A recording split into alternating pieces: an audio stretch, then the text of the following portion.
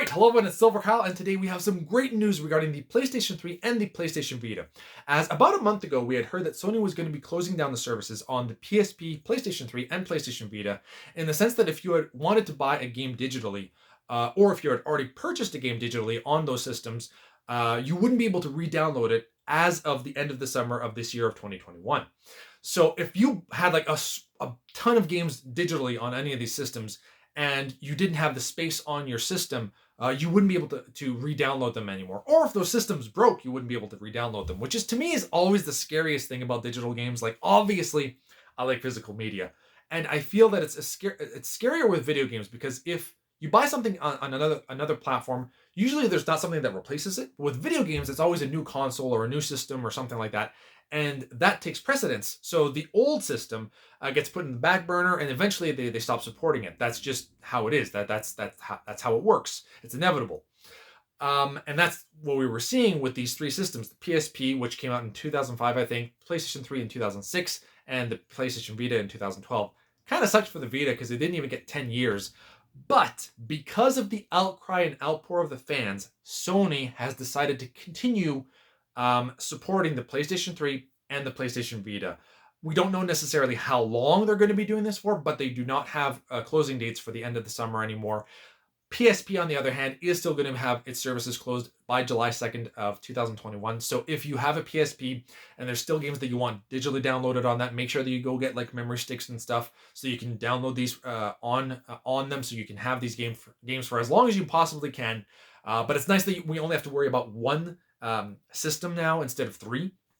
So that I really like. We also don't necessarily know how long they're going to continue supporting the PlayStation 3 and PlayStation Vita. I can't see it being like, another 10 years. That's not going to happen. 5, if we're very lucky. I'm thinking more like 2 or 3 is what I'm thinking that is going to happen at this point in time.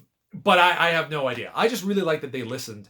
And the reasons for why they wanted to close these services, obviously, we're not PlayStation 5, so it's 2 generations afterwards, the PlayStation 3.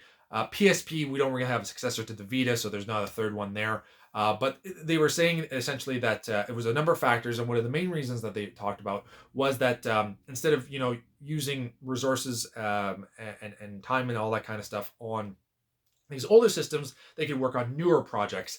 But because of everybody saying, we still use the PlayStation 3 and the Vita, I think more specifically, and even myself, I still use the PlayStation 3 once in a while because my Netflix is on there. I have a PlayStation 4, I have an Xbox One, I have a Series X. I have enough things that I definitely have Netflix on it. My TV has Netflix on it. But it was on my PlayStation 3, so sometimes I would still turn it on and boot it up to watch Netflix. I don't have to, but I still did because it was still connected to my TV. So I totally understand why some fans were upset about this. I think that if you have a bunch of games digitally, it's very scary that that PlayStation 3 could die down at some point in time, and then you won't have access to those games anymore. But we're safe for another little while, so let's rejoice on that. However, PSP still ending July 2nd, so take a look at the games there if you need to buy any games digitally or re-download them if you already have them. And while we're at it, just in case, on the PlayStation 3 and possibly the PSP, I'm not sure, but I know the Vita does, one game that you can definitely get for usually $6 that's a PlayStation 1 classic is The Legend of Dragoon on the PlayStation 1. So I highly recommend that to any turn-based RPG fans. This is a phenomenal game. I will continue to push and try to support this as much as possible because I just really want a remake and a remaster and all the fun shenanigans that we could get possibly from this. So I push this game as much as I possibly can. So there you have it. Main throwaway from this video is to go get Legend of Dragoon if you don't have it. Get it on all 3 systems. Thank you all for watching. You've been bearded. Beardage.